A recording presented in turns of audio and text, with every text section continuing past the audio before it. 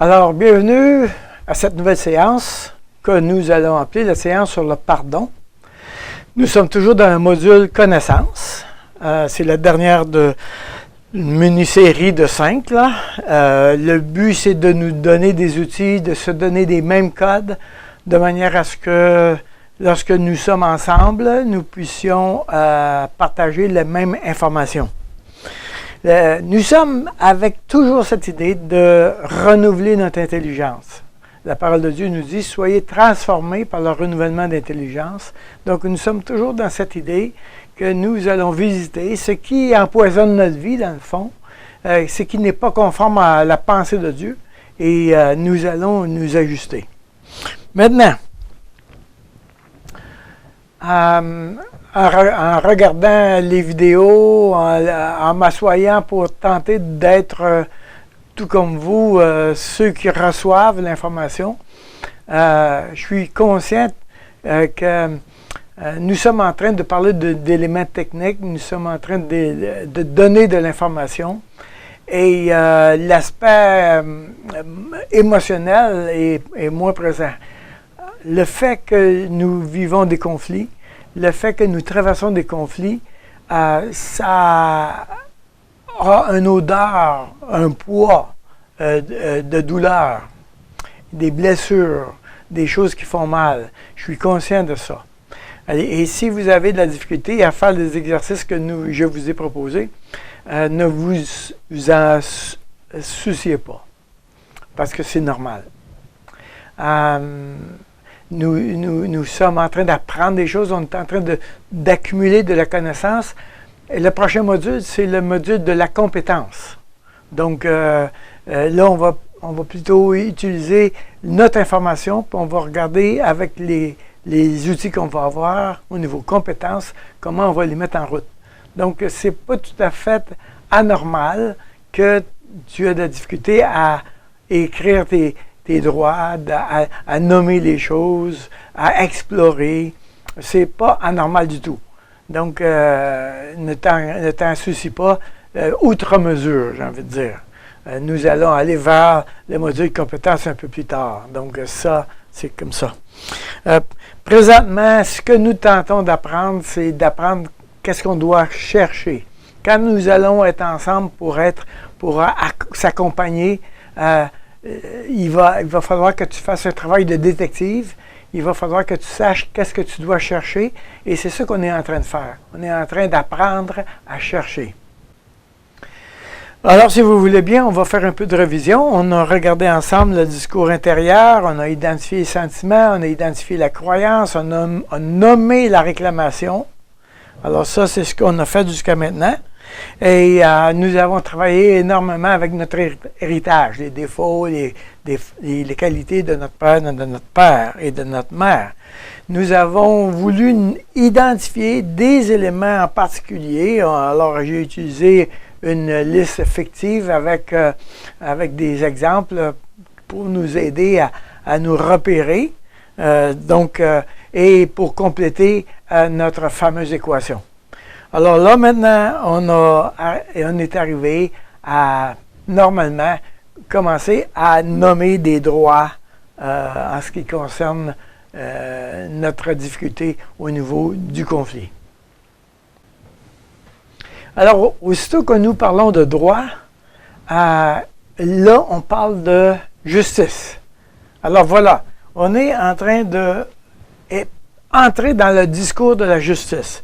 Alors, on a dit, le discours de la justice, il y a le mot juge, il y a le mot coupable, il y a le mot condamnation, il y a le mot amende, et il y a, pour notre formation aujourd'hui, nous avons le mot dette. Nous avons le mot dette. Alors, le droit que je réclame, c'est une dette. Le droit que je réclame, c'est une dette. Maintenant, quand nous parlons de justice, nous parlons d'exécuter un jugement. S'il y a un droit qui a été en route, si on a parlé que le droit, il y a un élément de dette et qu'il y a un environnement de justice, je dois réaliser que maintenant, je me suis posé en juge.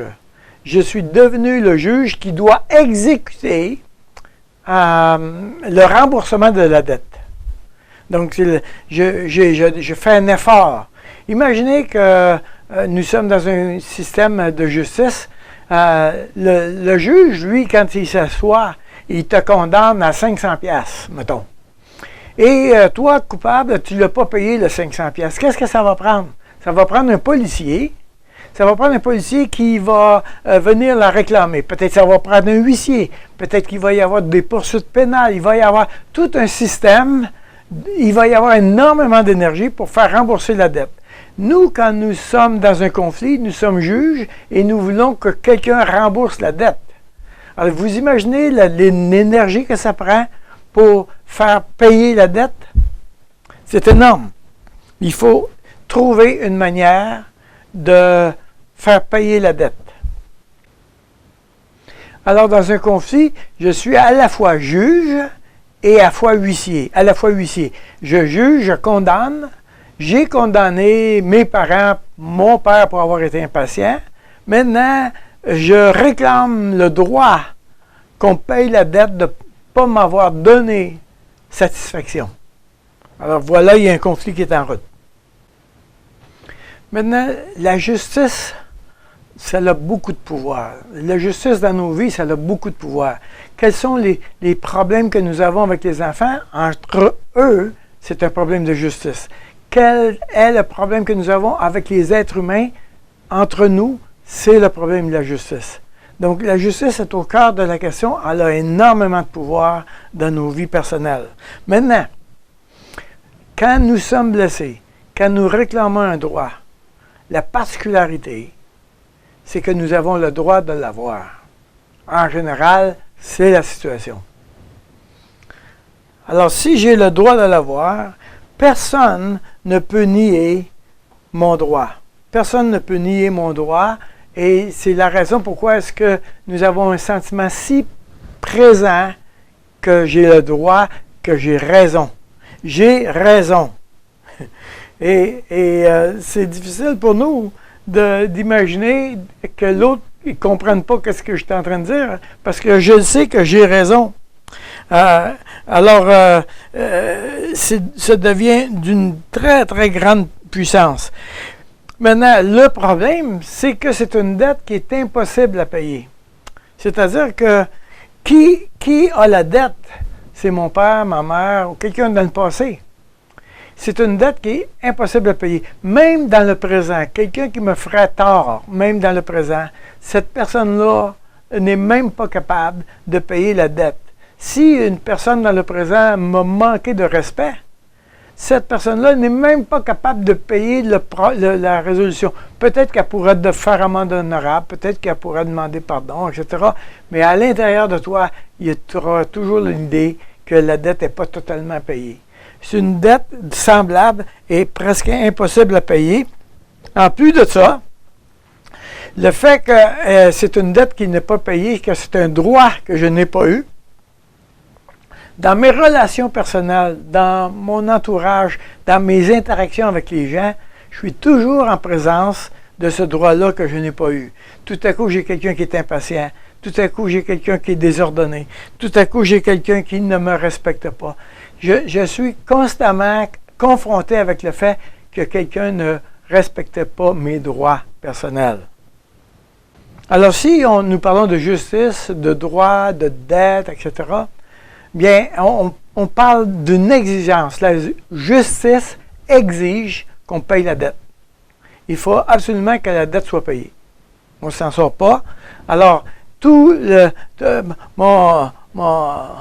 ma liste de qualités et de défauts, c'est toute une facture là, de dettes non payées, de droits que je n'ai pas eus, etc. Alors, il faut absolument qu'il y ait des paiements. Regardez bien ce qui arrive. Dans la justice des hommes, nous sommes constamment observateurs de ce que nous exigeons des paiements. Alors, si une personne a volé, il faut qu'elle paye une amende. Si la personne a tué, elle va payer de sa vie, de la prison, etc. Chaque faute qu'un être humain commet devant les hommes, la justice va lui demander un paiement. la justice va lui exiger un remboursement de dette. Mais d'un point de vue spirituel, nous avons exactement la même chose. D'un point de vue spirituel, avec Dieu, Dieu nous dit, vous avez une dette. Vous avez une dette. Alors, comment est-ce que je peux exiger le paiement de la dette? Comment est-ce que je peux arriver à exiger le paiement de la dette? En fait, je devrais plutôt dire, comment est-ce que je vais résoudre le problème de la dette? Alors, évidemment, il faut trouver un chemin pour la payer. Je n'ai pas le choix. Il faut que la dette soit payée. Le droit doit être rencontré. Maintenant, la question, c'est comment on va faire ça? Comment on va faire ça dans nos vies, dans des situations de conflit, etc. Ça va être notre prochaine préoccupation. Y a-t-il un chemin? J'aimerais vous en proposer un. Alors, pour notre modèle, ce que nous allons faire, c'est que nous allons trouver un chemin en imitant Dieu. C'est probablement le meilleur chemin qu'on peut avoir. Comment Dieu, lui, a fait ça? Parce qu'il faut admettre que Dieu exigeait un paiement de notre part. Pourquoi? Parce que nous avions une dette envers lui. Lui, Dieu le Créateur, nous avait fait une demande, nous avait exigé un comportement et nous ne l'avons pas suivi. Regardez bien. Dès le départ, dans la parole de Dieu, Dieu dit à l'homme et à la femme, l'Éternel Dieu ordonna cet ordre à l'homme, tu pourras manger de tous les arbres du jardin, mais tu ne mangeras pas de l'arbre de la connaissance du bien et du mal, car le jour où tu en mangeras, tu mourras. Le jour où tu en mangeras, tu mourras. Alors, il nous dit, voici le commandement, voici l'ordre que je vous demande d'obéir, mais voici les conséquences, voici la dette que vous aurez. Si vous n'obéissez pas, voici la conséquence à un droit que j'ai qui n'aura pas été répondu. Donc, c'est la mort. Le droit d'être obéi a généré la dette. Vous mourrez. Dieu a le droit d'être obéi. C'est le Créateur. C'est mon Créateur. Je suis sa créature. Donc, j'ai une dette avec lui. Alors, la Bible a dit encore de nouveau, le salaire du péché, c'est la mort. C'est assez évident, c'est assez clair. Le salaire du péché, c'est la mort. Donc, la solution de Dieu pour payer la dette. Alors, comment il va faire? Ou il nous fait mourir tout le monde, ou il dit, je vais faire quelque chose de différent. Moi, je vais payer la dette. Alors, ça dit, mais Dieu prouve son amour envers nous, en ce que lorsque nous étions encore des pécheurs, Christ est mort pour nous. Christ est mort pour nous. Donc, la solution de Dieu dans cette situation, a été de payer pour nous la dette que nous lui devions. Dans la question du paiement de la dette, on appelle ça de la substitution, c'est-à-dire que quelqu'un paye la dette pour une autre personne. On pourrait prendre un autre exemple plus simple, très simple. Mon enfant joue autour de la maison et la balle casse une de mes fenêtres. Bon, alors j'ai le droit, comme propriétaire, d'exiger de mon enfant qu'il paye la fenêtre. Maintenant, qu'est-ce qui va arriver?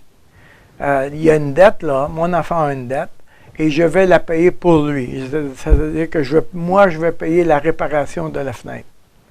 Donc, la dette a été payée, mais la dette a été payée. Il y a eu une substitution, c'est-à-dire que la dette n'a pas été payée par la personne qui était concernée directement, mais elle a été payée à la place de cette personne-là. C'est de ça qu'on parle quand on parle du pardon.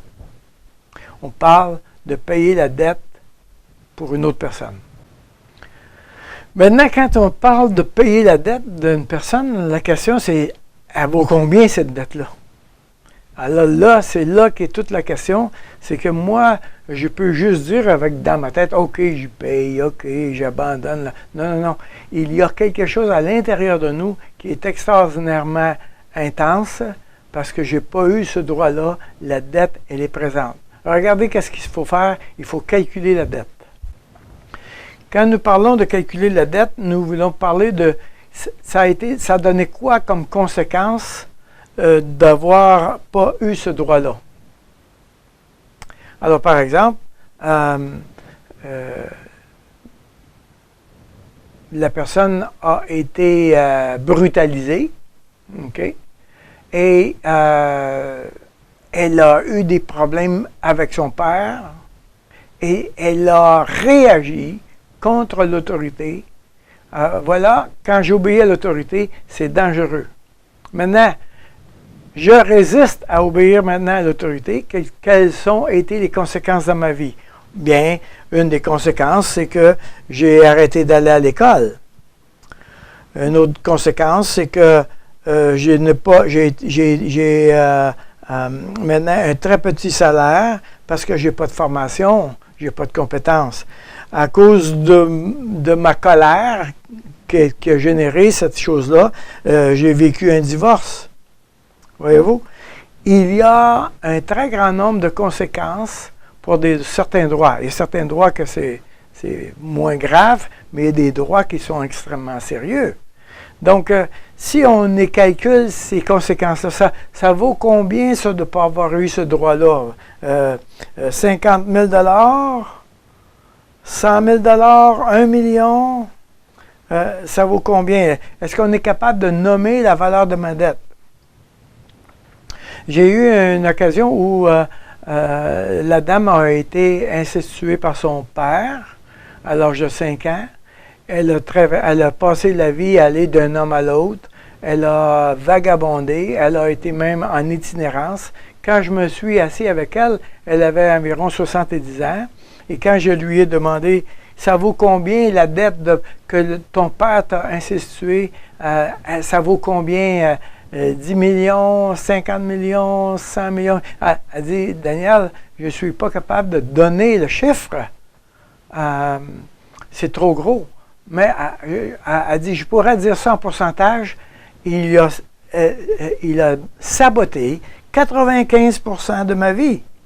95% de ma vie a été sabotée à cause de son geste envers moi. J'avais le droit d'être respecté, j'avais le droit de vivre mon enfance et je ne l'ai pas eu. Donc, il y a certains droits qui sont d'une ampleur inimaginable et il y a certaines blessures, quand tu y penses, tu vas trouver que ça, là, c'est impossible pour moi de pardonner cette affaire-là. C'est impossible pour moi de remettre cette dette-là. Alors, évidemment, aussi longtemps que tu ne remets pas la dette, tu es tributaire, esclave de la personne qui a une dette envers toi. Alors, tu vas marcher dans la vie, comme cette femme-là, elle marche dans la vie avec son père en elle, en permanence. Voyez-vous? Alors, c'est très sérieux et vraiment d'un poids inimaginable. Là, nous parlons de payer la dette, nous parlons que ce soit nous qui payons la dette, mais il y a certaines dettes qui sont d'une telle grandeur qu'il semble que notre cerveau est incapable d'imaginer comment on pourrait y arriver.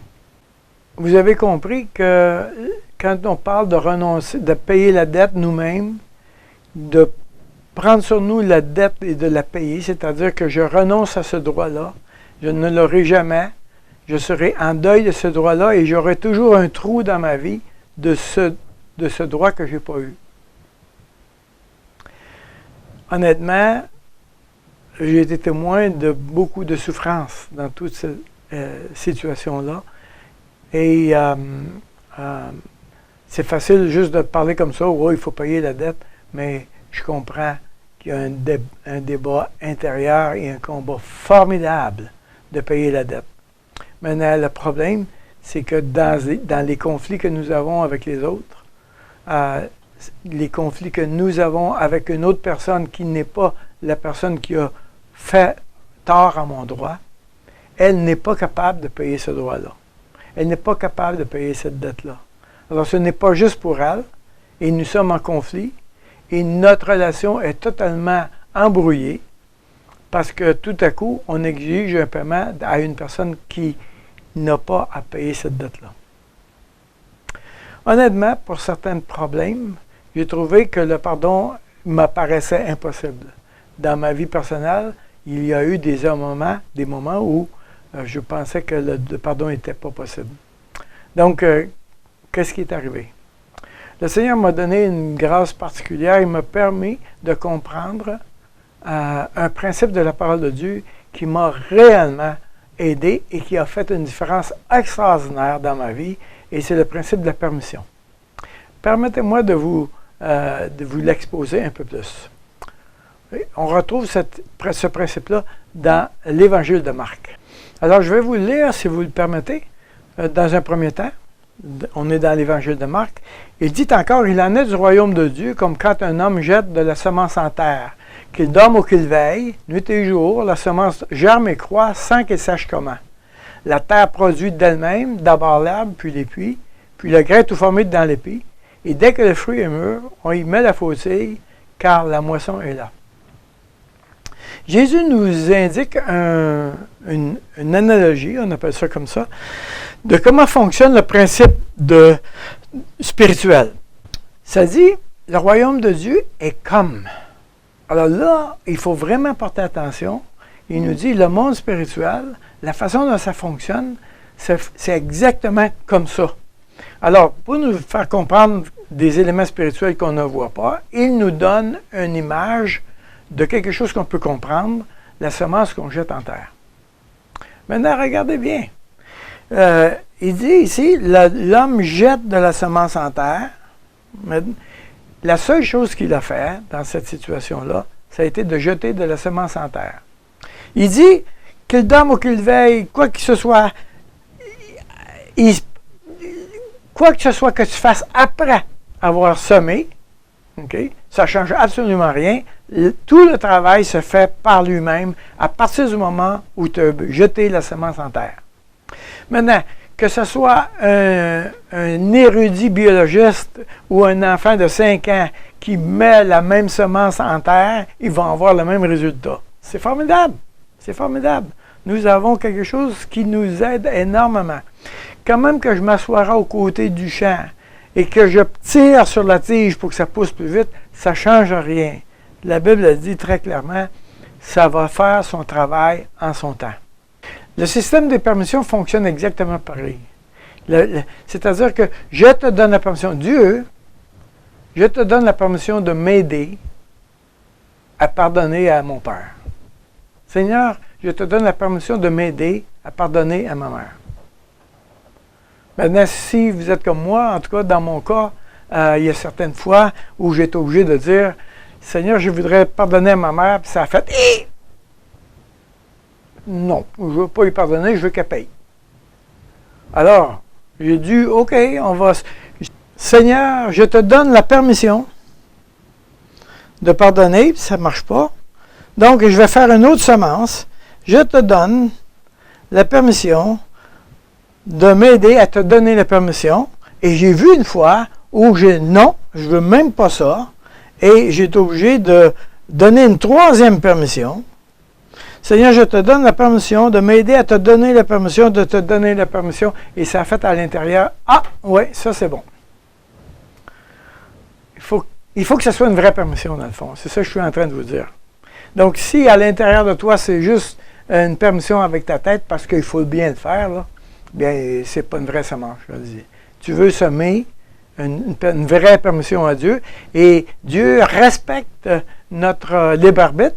Alors, quand il sait que ce n'est pas vraiment ma volonté de faire ça, bien, il n'ira pas dans cette direction-là. Mais à partir du moment où je suis d'accord avec toi, Seigneur, pour te donner une vraie permission, alors lui, il va aller d'avant. J'ai enseigné d'une manière plus élaborée cette idée-là de permission. Si vous allez dans la liste de lecture sur la chaîne Recours, il y a dans la liste de lecture guérison les vidéos 8 et 9, le pardon, partie 1 et 2. Si vous pouvez aller voir là, ça va développer un peu plus la question du pardon et à comprendre comment fonctionne le pardon. Si vous voulez aller plus loin en ce qui concerne la semence, ce que je viens de vous enseigner, mais vous allez aller dans Guérison de Dieu, le numéro 7, faire mourir la chair. Donc, ça, c'est des outils supplémentaires que vous pouvez utiliser pour parfaire votre compréhension de ce qui est en train de se passer et de ce que j'essaie de vous expliquer. On se comprend, ce sont des mini-formations très rapides et le but, c'est tout simplement d'avoir ensemble le même genre de code de discours. Quand on se parle, on emploie les mêmes mots, on comprend, puis on sait qu'est-ce qu'il faut chercher exactement, et ça va nous aider. Maintenant, attention, le pardon, ce n'est pas la réconciliation. Alors, le pardon, c'est une chose, je peux le faire avec moi-même. La Bible nous dit très clairement que le pardon est obligatoire, il est absolument inconditionnel. Dieu dit dans le Notre Père, pardonne-nous comme nous pardonnons. Donc, Dieu s'attend à ce que nous soyons en train, nous aussi, de faire la démarche de pardonner comme lui-même a pardonné.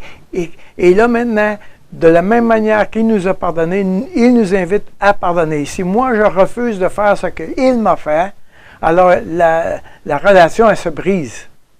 Donc, le pardon est fondamental. Il est vraiment au cœur de toute la question. J'ai envie de dire que toutes les relations, la plupart de nos relations que nous sommes en train de vivre, la plupart des difficultés que nous vivons, quand je les creuse, je découvre que la plupart du temps, c'est le pardon qui est en jeu.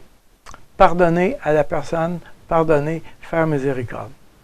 C'est intéressant que quand Jésus est venu sur la terre, parmi nous, son mandat principal, l'action principale qu'il a faite envers nous, ça a été de nous pardonner. Il est venu pour donner sa vie, pour nous pardonner, pour payer l'offense. Donc, de croire que le pardon, c'est pas important, on se trompe complètement. Le pardon est fondamental. Il doit rester dans ton cœur en permanence. Je suis invité à pardonner. Et quand je suis en colère, quand je suis en mode ennemi, on a vu ça, bien, l'élément de pardon joue un rôle extraordinaire. Maintenant, le pardon, ce n'est pas la réconciliation. Il faut faire attention. Le pardon est inconditionnel. Je dois pardonner. La réconciliation demande deux personnes, et ça ne veut pas toujours dire que l'autre est prêt à collaborer à la réconciliation. Le pardon est inconditionnel, c'est-à-dire que je peux me libérer de la dette et je peux me libérer de la personne qui a une dette envers moi sans que l'autre veuille même le faire. Si je veux aller vers la réconciliation, là, on est deux personnes, alors là, ça va être différent. Maintenant, attention, quand je dis on pardonne, quand on arrive avec la réconciliation, là, on n'est pas dans la même dimension. Dans la dimension de la réconciliation, il y a des choses à faire. Nous n'avons pas l'espace pour regarder ça maintenant, mais la réconciliation demande que nous soyons en train de se faire un petit contrat ensemble, entre les deux. Le pardon, lui, il est inconditionnel et est au cœur de toutes nos relations. C'est la raison pourquoi Jésus est venu sur terre. Sa mission principale a été de nous pardonner. L'action principale qu'il a faite, ça a été de nous aller vers le pardon. La seule requête qu'il y a dans notre Père concernant les relations entre les êtres humains, c'est « pardonne-nous comme nous pardonnons ». C'est fou. La seule élément de requête du Notre Père en ce qui concerne les relations humaines, c'est de se pardonner. Donc, on ne peut pas imaginer comment c'est profond, c'est important et c'est au centre de nos vies. Il faut le considérer réellement. Alors, ce qu'on va faire, c'est qu'on va nommer un droit que nous avons, qu'on a repéré, n'est-ce pas, avec notre fameuse liste des défauts et des qualités, notre héritage. On a repéré, par exemple, le droit que je contrôle ma vie. Le droit que je contrôle ma vie. Maintenant, pour ne pas avoir eu ce droit-là, quelles ont été les conséquences? Et c'est là qu'on va élaborer, on va faire une facture, on va écrire la facture. Quel est le coût de ne pas avoir eu le droit de contrôler ma vie? Alors, imaginons que je veux faire la facture de j'ai le droit, je n'ai pas eu le droit de contrôler ma vie. Quelles ont été les conséquences de ça? Ça veut dire que quand j'ai eu un employeur qui a voulu contrôler ma vie, c'est-à-dire qu'il me donnait des ordres, puis moi, je n'étais pas satisfait du fait qu'il me donnait des ordres. J'ai quitté 5 fois mon emploi parce que je ne voulais pas me faire donner des ordres par un employeur qui voulait, pour lequel j'avais l'impression qu'il voulait contrôler ma vie.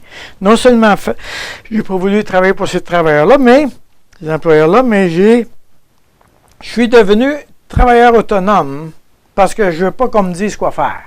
Alors, je suis devenu travailleur autonome. Mais le problème, en devenant travailleur autonome, j'ai eu de la difficulté et j'ai eu un petit salaire vraiment de crève-faim. Je devais travailler vraiment d'un grand nombre d'heures, si bien que j'étais absent de la famille.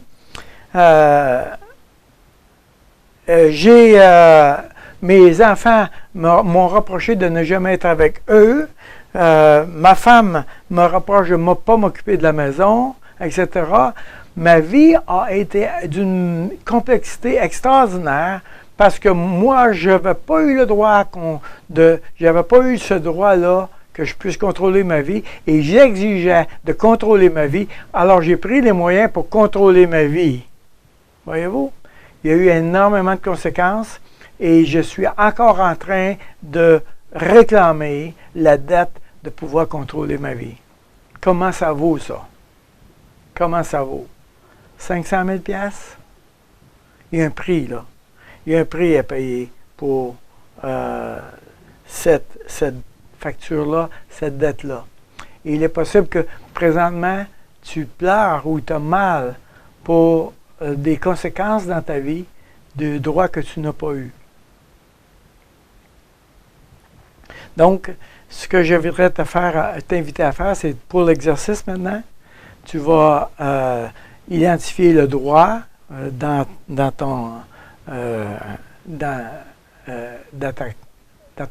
croyance. Tu vas identifier le droit, tu vas faire la facture et tu vas aller juste devant Dieu. N'est-ce pas? Donc, nous voulons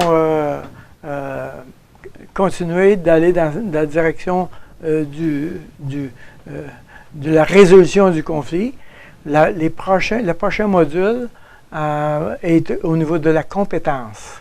Donc, je vais vous inviter à comprendre dans ce module-là, comprendre les compétences nécessaires pour résoudre un conflit.